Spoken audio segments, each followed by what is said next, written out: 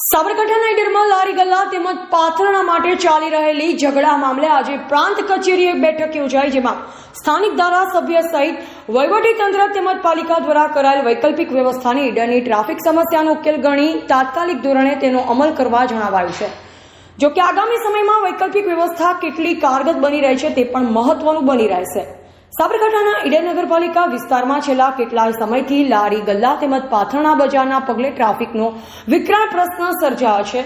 જો કે વહીવટીતંત્ર દ્વારા મામલે પાલિકાએ વૈકલ્પિક વ્યવસ્થા કરી છે, ત્યારે વહીવટીતંત્ર દ્વારા કરાયેલ વૈકલ્પિક વ્યવસ્થા વર્તમાન બજારથી અલગ હોવાના પગલે લારી ગલ્લા તેમજ પાથરણાવાળાને કોઈપણ પ્રકારનો ધંધો રોજગાર મળી રહેનાર ન હોવાની આશંકાએ મોટાભાગના વેપારીઓ જગ્યા છોડવા તૈયાર નથી।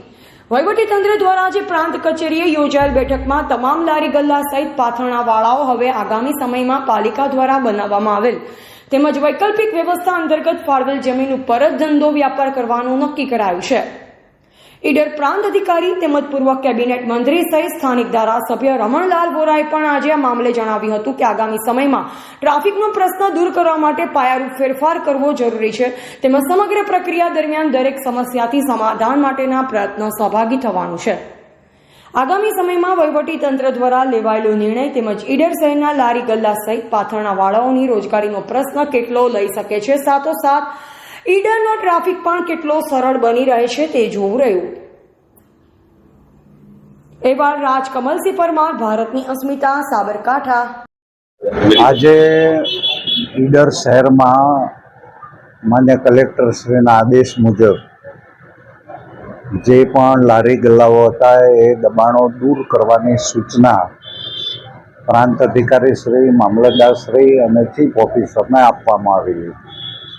એના અનુસંધાનમાં ઈડર શહેરમાં દબાણો દૂર કરવામાં આવ્યા છે, પરંતુ આ વિસ્તારના ધારાસભ્ય તરીકે મારી લાગણી એવી હતી કે જે પણ લારી ગલ્લાવાળા અથવા પાથરણા બજારવાળા છે એ બધા ગરીબ માણસો છે અને એમની પોતાની રોજીરોટીનું પણ શું, એટલે વ્યવસ્થા એ પ્રમાણે હતી કે એમને વૈકલ્પિક વ્યવસ્થા બધા લોકોની થવી જોઈએ।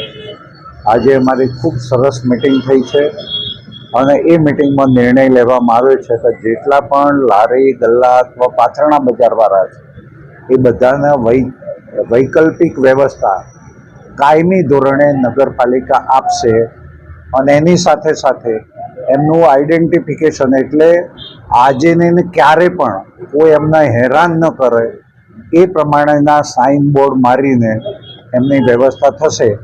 2-4-6 દિવસ બધાને થોડુંક કપરું લાગશે, કાઠું પણ લાગશે, પરંતુ મારો સંપૂર્ણ શ્રદ્ધા અને વિશ્વાસ છે કે બધા લોકોની રોજગારી ચાલુ રહે એ પ્રમાણેની વ્યવસ્થા આજે અમે વિચારી રાખી છે અને આગામી 2-3 દિવસમાં જ આના પગલાં ભરીને બધાને વૈકલ્પિક વ્યવસ્થા એ ઈચ્છે એ પ્રમાણેની અમે આપી દેવાના છીએ અને હવે આ અંગેનો કોઈ પ્રશ્ન આ 2-4 દિવસ પછી રહેવાનો નથી। આદરણીય પ્રાંત ઓફિસર જે હકારાત્મક છે, મામલતદાર શ્રી અને ચીફ ઓફિસર, કોઈની પણ રોજીરોટી છીનવાય એ યોગ્ય નથી। હું પહેલેથી આ વાતમાં માનતો આવ્યો છું અને ફરીથી પણ 2-3 દિવસમાં બધા લોકોને પોતાની રોજગારી મળે એના માટેની વ્યવસ્થા નગરપાલિકા દ્વારા કરવામાં આવશે। સર, કેટલા વિસ્તારોમાંથી દબાણો દૂર કરવામાં આવવાના છે અને વૈકલ્પિક વ્યવસ્થા જેટલી પણ લારી ગલ્લા છે બધાની યાદી નગરપાલિકા પાસે છે, નામ નંબર સાથેની યાદી છે અને જેટલા પણ ઊભા હતા એ બધાના 100% અમે વ્યવસ્થા કરવાના છીએ। આજરોજ ઈડર નગરપાલિકાના જે મુખ્ય રસ્તો છે ઈડર સિટીમાંથી પસાર થતો, મુખ્યત્વે 4 લેન રોડ છે, પરંતુ ગલ્લા અને દુકાનોની આગળ લારી ગલ્લા ઊભા થવાના કારણે ત્યાં હંમેશા ટ્રાફિકની સમસ્યા રહે છે। માનનીય ધારાસભ્ય સાહેબ, ચીફ ઓફિસર શ્રી અને મામલતદારની એક સંયુક્ત આજે એક મિટિંગ લેવામાં આવી હતી, જેમાં તમામ પાસાઓની ચકાસણી કર્યા બાદ નગરપાલિકાએ કેટલીક જગ્યાઓ આઈડેન્ટિફાઈ કરી છે, ત્યાં 225થી વધુ લારીને એકોમોડેટ કરી શકાય તેવી વ્યવસ્થા છે।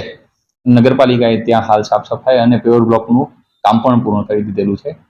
અન્ય જરૂરી વ્યવસ્થાઓ આગામી 1-2 દિવસમાં પૂર્ણ કરી અને તે બધા તમામ લારી ગલ્લા અને પાથરણાના જે પણ ગલ્લાઓ છે એને ત્યાં શિફ્ટ કરી અને નગરપાલિકા એ તમામ દબાણો હટાવી દે છે. એ પ્રકારે આજે એક સંયુક્ત મિટિંગનું આયોજન પણ પોલીસ અધિકારીશ્રીઓને જણાવવામાં આવ્યું છે. અનધિકૃત રીતે આવા કોઈ પણ જગ્યાએ ઇકો અને અન્ય પ્રકારના સાધનો લઈને ઉભા રહેતા હશે તો એની વિરુદ્ધ મોટર વ્હીકલ એક્ટના અંડરમાં કાર્યવાહી કરવા માટે ડીવાયએસપી અને સ્થાનિક પીઆઈને જણાવેલ છે.